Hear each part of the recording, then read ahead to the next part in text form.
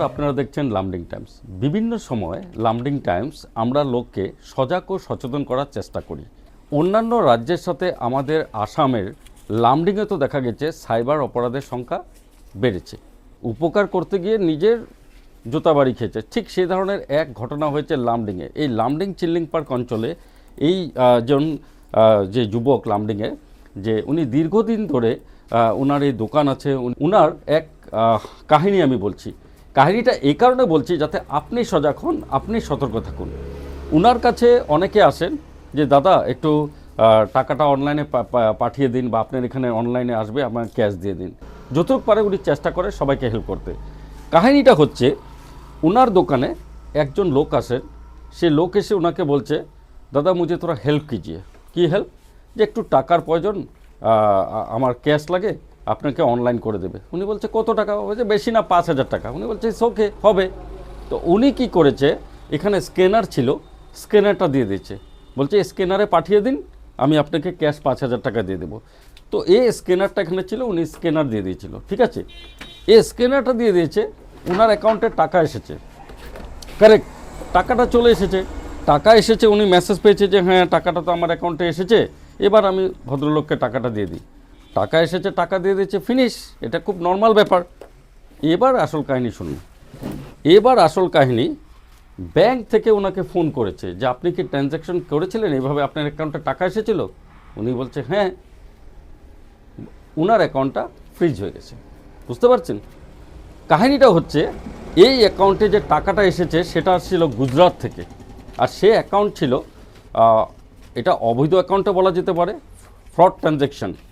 যে বিভিন্ন সময় বিভিন্ন অপরাধ চক্র করে যে অ্যাকাউন্টগুলোতে টাকাটাগুলো দেয়, সেই অ্যাকাউন্ট, আর সেই অ্যাকাউন্ট থেকে ওনার অ্যাকাউন্টে দিয়েছে। বেচারা তো জানে না। এখন ওনার অ্যাকাউন্টে অনেকগুলো টাকা ছিল, এই টাকাটা কিন্তু এখন ব্যাংক ফ্রিজ করে দিয়েছে। এই প্রসেনজিতের সাথে হয়েছে ঘটনা, ওনার মুখ থেকে শুনবো কি হয়েছে, আমাদের দর্শকদেরকে একটু বলুন। তো মোৰ তাত একজন মানুহ আহিছিলে, আহি কৈছে যে মোৰ পাৰ্চ হেৰাল, মোৰ ট্ৰেইনৰ পৰা নামাতে মানে চব বস্তু হেৰাই গ'ল, মোবাইল চোবাইল একো নাই মোৰ তাত, প্লাছ পইচাও নাই যে ভাত এটা খাম বা টিকেট কৰি মই ঘৰলৈ যাম, ঠিক আছে। তাৰপিছত ক'লে যে ভাইটি মোক 5,000 টাকা এটা হেল্প কৰা। মই কৈছোঁ মোৰ তাত 5,000 নাই, 4,000 মান আছে, আপুনি ঘৰত কোনোবা আছে তো কওক, ঠিক আছে। সি ক'লে মোৰ ৱাইফক মই আপোনাৰ কিউআৰটো দি আছোঁ, সি ঘৰৰ পৰা পইচা পঠাই আছে। তো মই ফোন লগাই দিছোঁ, তেওঁ ৱাইফে মোক কিউআৰত 4,500 দিছে। মই পে'মেণ্টটো কৰি দিলোঁ, তেওঁ গুচি গ'ল। তাৰপিছত বেংকৰ পৰা ফোন আহিলে যে এনেকুৱা আপোনাৰ একাউণ্টত 4,500 ট্ৰানজেকশ্যন হৈছে বা কিবা এটা হৈছে, যিটো ফ্ৰড একাউণ্টৰ পৰা সোমাইছে বা ফ্ৰড ট্ৰানজেকশ্যন বুলি হৈছে। তো ঠিক আছে, মই লগে লগে বেংকত গ'লোঁ। যোৱাৰ লগে লগে ছাৰে ক'লে, মোক কমপ্লেইন ৰিপৰ্টকেইটা দিলে যে এনেকুৱা লেয়াৰ 3 কেছত পৰিছে, বা কোনোবা কাৰোবাৰ নামত কমপ্লেইন কৰিছে, আৰু তেওঁ ছেইম একাউণ্টৰ পৰা মোৰ একাউণ্টত পইচাটো আহিছে বুলি মোৰ একাউণ্টটো ফ্ৰিজ কৰি দিলে। তেওঁ কৈ আছে যে যদি পুলিচে মোক NOC নিদিয়ে বা মোক মানে এইটো কেছটো মানে যদি ফিনিছ নহয়, মানে মোৰ পইচাটো এনেকুৱা হোল্ডতে থাকি যাব। কথাটো হ'ল, কোনটো জেগাৰ আছিলে, কোনটো থানাৰ পৰা কেছটো আছিলে একচুৱেলি? বেংকৰ পৰা ক'লে মোক তো এইটোতো গুজৰাট চিটি ক'ৰবাত জুনাগড় থানাৰ পৰা মোৰ যিটো একাউণ্টত যিটো একাউণ্টৰ পৰা মোৰ একাউণ্টত পইচা আছে, এইটো একাউণ্টৰ নামত কেছ হৈছিলে এটা, এইটো আছে গুজৰাটত। কিবা ডকুমেণ্ট আছেনে? আপুনি দেখাব নেকি ডকুমেণ্টবিলাক? ডকুমেণ্ট আছে, কেইটামান আছে। হয়, এইটো মোক বেংকে দিলে কমপ্লেইন কপি বুলি। দেখুন, এটা ব্যাংকে দিয়েছে কমপ্লেইন কপি। সেম এইটো হয়, বেংকৰ পৰা মোক নোটিছ দিছে যে কিলে মোৰ একাউণ্টটো হোল্ড কৰা হৈছে। গুজরাট, আমি আবারও বলছি যে গুজরাট থেকে কেসটা এসেছিল, মানে সাইবার ক্রাইম থেকে গুজরাট থেকে এসেছিল। আর এই কেসে আমি আবারও এই জন্য বলছি, আমি কথাটা আবার বারবার কেন বলছি, দেখুন কিউআর কোডে পেমেন্ট করতে সাবধান। আমি এটা বলছি না কিউআর কোডে পেমেন্ট করবেন না, কিউআর কোডে পেমেন্ট করবেন, কিন্তু আপনি একবার দেখে নেবেন যে আপনি কাকে পেমেন্টটা করছেন, সে ব্যক্তিটা কে, সে authorize or legal or illegal organization, সেটা একটা দেখবেন, নাম্বার 1। নাম্বার 2, আপনার অ্যাকাউন্টে যে টাকাটা আসছে বা টাকাটা আসবে, সে কে পাঠাবে সেটাও একটু দেখবেন। আর যদি সাসপেক্টেড হয়, আপনারা সঙ্গে সঙ্গে পুলিশ বা ব্যাংকে কমপ্লেন করবেন। কারণ দেখুন, এইজন ব্যক্তি আর এই যুবকে কিন্তু দেখা গিয়েছে হেল্প করতে গিয়ে আজ কি অবস্থা।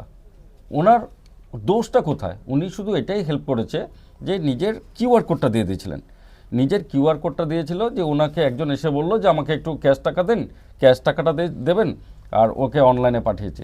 দেখুন কি অবস্থা। তাই লামডিং টাইমস সবসময় সজাগ সচেতন করা, এই জন্যই কাহিনীটা বলছি যে দেখুন আজ ওনার সাথে হয়েছে, কাল আপনার সাথে হতে পারে, কিন্তু এখানে অনেকগুলো প্রশ্ন আছে, কারণ স্পষ্ট প্রশ্ন করতে আমি ভালোবাসি। প্রথম প্রশ্ন হচ্ছে যে এই যে গুজরাটের যে কেসটা, কিন্তু এই যে যে চার্টটা সাইবার সেল থেকে পাঠিয়েছিল, মানে ব্যাংকে ওনাকে দিয়েছে, সেটাতে আমরা দেখতে পেলাম যে 28/6/2024 সে ফ্রড অ্যাকাউন্ট, গুজরাটের সে ফ্রড অ্যাকাউন্ট থেকে অনেকগুলো অ্যাকাউন্টে কিন্তু প্রায় 25টা অ্যাকাউন্টে ট্রানজ্যাকশন হয়েছে। আর যাদের অ্যাকাউন্টে টাকা ট্রানজ্যাকশন হয়েছে তাদের অ্যাকাউন্ট কিন্তু ফ্রিজ করছে। প্রশ্ন আমার এটাই, যেটা ফ্রড অ্যাকাউন্ট সেটা কেন ফ্রিজ করছে না?